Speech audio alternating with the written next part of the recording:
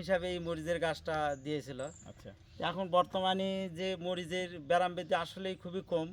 এই যে আমার গাছের বয়স প্রায় ধরো 7 থেকে 8 মাসের মতন বয়স হয়ে গেছে, তারপরে গাছ অনেক দিন হলে আর ওষুধ দেওয়া নেই, এখন পর্যন্ত গাছ আছে, এটাই বড় কথা। আছে এবং এখন পর্যন্ত মরিচ ধরতেইছে। এখন আচ্ছা। পর্যন্ত মরিচ ধরা বন্ধ নাই। এই যে দেখেন আবার এই যে ফুলও আছে, না থাকা নাই। এই যে দেখেন এই যে কি সুন্দর এই যে ফুলগুলাও আছে, মানে আরো আছে, আরো সুযোগ আছে, আরো সুযোগ আছে। এই যে দেখো কতগুলা গাছ ফুল ধরেছে, কিন্তু মোটামুটি আর যত্ন নাই দেখে গাছগুলা এই যে দেখো গাছগুলা। আচ্ছা এখানে একটু আপনি বললেন যে অনেকে জিজ্ঞেস করে আপনাকে নাকি যে হ্যাঁ, অনেকে জিজ্ঞেস করে যে আরে ভাই এই যে কি জাতের যে মরিচ দিয়ালো, অসংখ্য মরিচ এই আচ্ছা, ছোট্ট আচ্ছা। থেকে মানে ব্যয়বহুল মরিচ ধরা, আবার ঝালের দিক দিয়েও খুব পারফেক্ট ঝাল, খুবই ঝাল যুক্ত একটি মরিচ।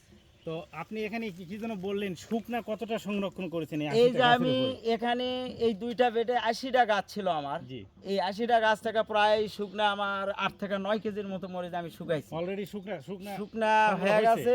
তারপরে আবার তো সারা এই 8 মাস ধরে এখান থেকে আমার বাড়ির কাজের জন্য আমার আচ্ছা। যতগুলা কাঁচা মরিচের চাহিদা আসলো, জি। সেই চাহিদাটুকু এখান থেকে পূরণ হয়েছে, তাই না? পূরণ হয়েছে।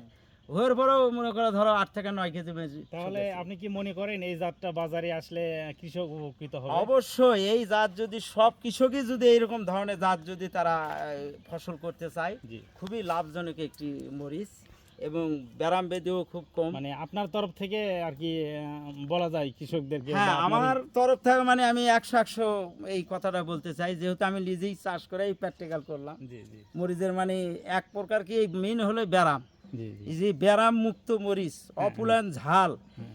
আর এই মরিচ ধরনও খুবই ব্যয়বহুল একটি মরিচ ধরন। এই যে দেখো গাছের আয়ত্ত, হ্যাঁ, এই যে দেখো আমি 5 ফুট, একটি লোক 5 ফুট 5 ইঞ্চি, দেখেন জি জি আমার সমান প্রায় একটি মরিচের গাছ হয়ে গেছে, ব্যাপক ঝাউ। তাহলে আপনারাও বুঝবেন যে এই মরিচে কিরকম মরিচ ধরেছিল। আচ্ছা আচ্ছা তো ধন্যবাদ ভাই আমাদের সঙ্গে থাকার জন্য।